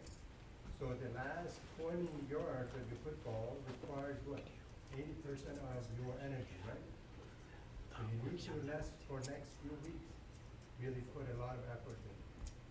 At the same time, next week, for example, you guys are gonna go through a lot of training. You guys need to working on the vision improvements. You should not be just considered as, well, I was there in the training. Think about the background ideas. When you guys get together in evening, start thinking about improvements. Honestly, guys, you do not have much time left. If you guys want to accomplish this summer, for the next 3 weeks, it's going to be twice as much work needs to be done. Yeah. So remember thanks, Dr. Aga. The competition is still in place. We will have some judging process for the final drone projects and also rover. We will sit down with Steve, with Scott, and Sue to come up with some criteria for competition, for picking our best drone. And then we will talk to AHEC, maybe they can come up with a prize, some sort of prize for the winning team. So remember, Steve, keep in mind that we are working together. They also like to have some sort of competition to come up with the best design. So that's what happened. There's a lot happening. There's one more meanwhile, Emily was working on the drone, on the rover. He went to Boston and then attended the conference, RSS conference, related to swarmathon, hacking, coding. So he just like to give you a few slides reports on his experience. He went to Boston. That's a big conference that he attended. Oh yeah, I went to the hackathon. It's part of the RSS conference. Actually, it's at the very end of the RSS conference, the RSS workshop. And that part, I participated in the hackathon. So the hackathon is a 24-hour event. Yeah, they steal a bunch of students into a room. They force us to do a bunch of coding, and at the very end, they subject us to this torture like, oh, who's going to be first place, who's going to be second place, who's going to be third. So, but the cool thing about this year is that they gave us like $1,000 to whoever won the hackathon. I wasn't on the winning team that won hackathon. I went to hackathon. I know I shouldn't be saying this, but I really didn't want to hack. I wanted to go to Boston. I wanted to check out Boston. But when I went to Hackathon, I got to see like a little preview of what's going to happen next year for the 2018 Swarmathon competition. So the 2017 Swarmathon competition, you basically had a 15 meter by 15 meter arena. You had a home base in the middle. You went around collecting cubes. With the next year's, what they're going to be doing is you're using up here. There's supposed to be 4 cameras up here. So what you do is that you use these 4 cameras to guide your little swarmy right here up to pick up these cubes over here. And then you have these little things, what they call waypoints or way tags, and you use those to help guide your swarming. And the thing about that is that even though you tell your swarm to go this way, there's an obstacle in front of it, so you have to get around the obstacle. That's not part of the code, because the cameras can't identify what's an obstacle and what's not an obstacle. They only can identify that, hey, there's a code right here, go to that code. So it's up to you to still program your rover to go over there, get around the obstacle, pick up a cube, get back around the obstacle, and come back to home. So right here, we're all getting ready for the competition. Competition started around 3 o'clock. They were naming off whose teams are going on whose. And as you can see right here, here's their obstacles, these little FedEx boxes and some April tag cubes, and then a waypoint. And then one cool thing, well actually one thing I noticed in there was, I thought this was bizarre, is that is similar to SIPI's search routine. So there's a search node inside all the hackathon code, and this looks pretty close to SIPI's. This actually looks like our SIPI search node, which I thought was an interesting thing. It was like, all right, are they using a version of our search node, or did we inspire that search node? I thought that was an interesting point right there. Now you get into the hackathon. With this right here, there's the graphical user interface. But the graphical user interface, this is the only new part with the graphical user interface, is these cameras right there. So those cameras, they allow you to see where your rover is going, or your swarmy in this case. So right here are a couple of things. Right here is CR01. You get to see where, what the camera is seeing. And down here is CR04. As you can see, it's different angles, different parts of the arena. And then from there, we were programming. I think this picture was taken like somewhere around 3 a.m. in the morning. We're all tired, we're hungry. We don't really know what's going on. There's Jonathan with the guy who has the correct spelling of Jonathan, not Jonathan West, who ends his name in the A-N, he ends his name in the O-N, which is the correct way. Back there's Alex from Pasadena College, and right there's Ernest. He's a really funny guy, Ernest. And here's Manny. He was the guy who helped everybody. So basically what it is that if you had a problem, you ask him a question, he'd go up to the whiteboard or the chalkboard and try and explain a way of trying to solve the problem. It was pretty cool. It was very nice. Rather than getting, oh, I can't help you, or, oh, think of it another way. He actually did try to give aid to a lot of the people. Around 4 a.m., they gave us some tacos. It was pretty funny with these tacos is that they went out and bought some tacos. They asked everybody if they're hungry. We all said yes, so they went out and got some tacos. They brought back the tacos. But Sarah miscounted the number of people that were actually still there in the library at 3 a.m. in the morning. I think there was only like 10 people, and she ordered 100 tacos. So she kept telling us, go back, eat more tacos. So I grabbed 4 tacos. I grabbed all the tacos except the shrimp taco. I'm not into shrimp. And then after the hackathon, sorry, I don't have any pictures of the hackathon, because rather than going to the hackathon, I went to sleep. Yeah, 9 a.m. they said, okay, submit your code. From there, you have an hour until we start competing. I thought, forget that. I'm just going to go sleep. There's no way that we won either. Alex and Ernest couldn't get the waypoints to work correctly. Since they couldn't get the waypoints to work correctly, there was no way that we were going to find anything. I could have transferred over to SIPI code, and SIPI code would have basically kind of like found the cubes by accident and returned the cubes by accident. But then I'd have to give the code to 4 other people. I'm sorry, 3 other schools. I really didn't want to do that. I wanted SIPI to keep our edge. So I gave up $250 so that SIPI would have an edge next year. Oh, because there's only 4 people on our team, which was kind of horrible because teams 1 and team 2, they had 5 people on their teams. Yeah, team 3, team 4, and team 5, yeah, we only had 4 people. But when I finally woke up, this guy right here, which was my roommate, William, we decided to go ahead and go check out MIT. We got lost going to MIT. We ended up here. I'm not exactly too sure what this is, but it's a pretty cool structure. That's the ugliest building on MIT. I thought it was a pretty cool structure. And of course, we saw MIT squirrel. I'm sorry, MIT rabbit. And then I thought this was pretty cool. We went into the MIT museum and we checked this out. Didn't show it. But anyways, it showed like a little wishbone kind of like moving forward. And it looked like it was pulling the contraption behind it rather than the contraption pushing it forward. I took a couple of pictures of some of the robotic stuff in the museum. This is basically similar to the wishbone. Basically what happens is that little chair goes around. I don't think it's going to play.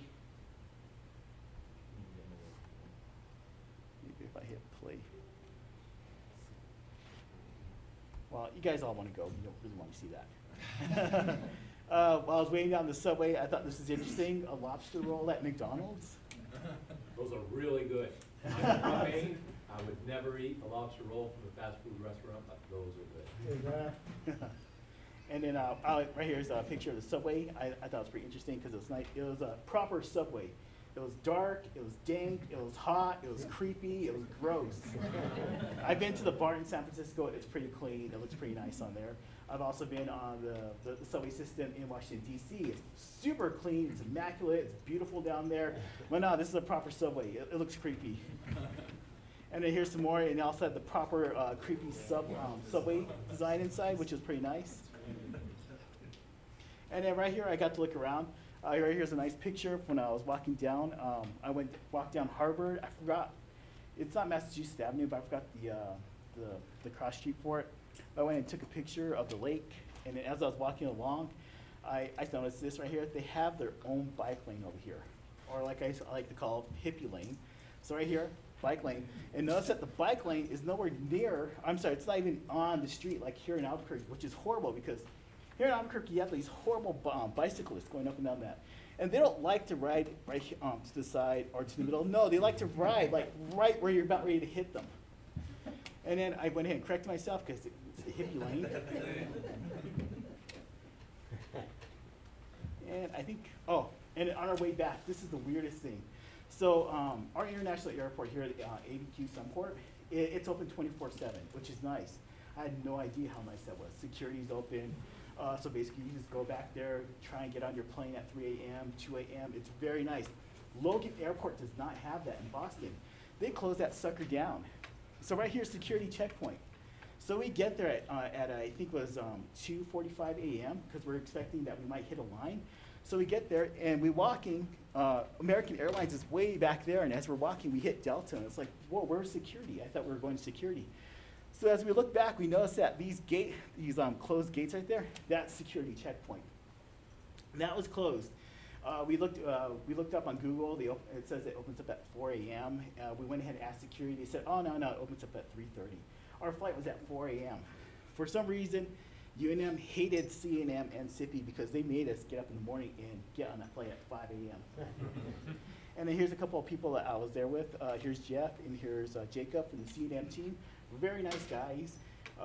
They're so kind enough that they paid for my fare from Logan Airport to Leslie University, and they also were generous enough to pay for Leslie University back to the airport, so I really hadn't spent any money on transportation.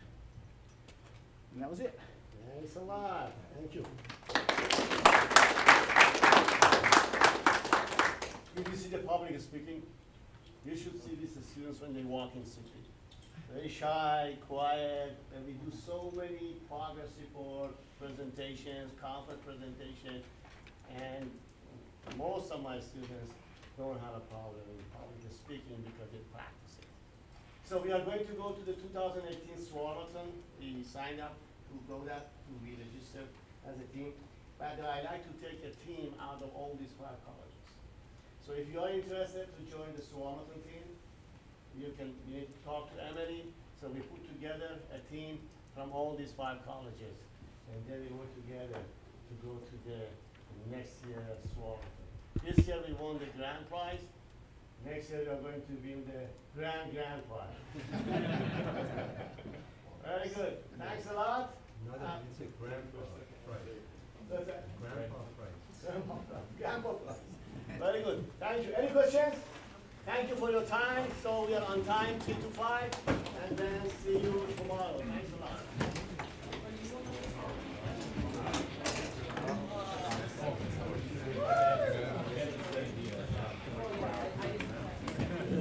then we start thinking about how we can do that. Come up, put it together. Because I remember some of it.